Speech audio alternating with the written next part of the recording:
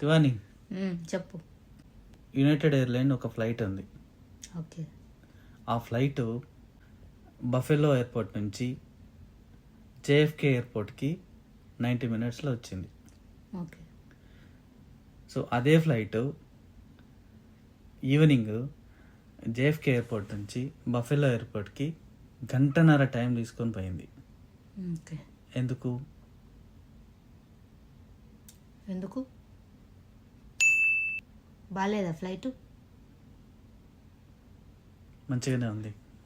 Flight gas అయిపోయిందా? మంచిగానే ఉంది. మధ్యలో రెస్ట్ తీసుకున్నదా? ఏం లేదు. ఎవరికన్నా ప్యాసింజర్కి ఏమైనా అయిందని మధ్యలో ఆపినరేమో. గాల్లో ఆపుతారా?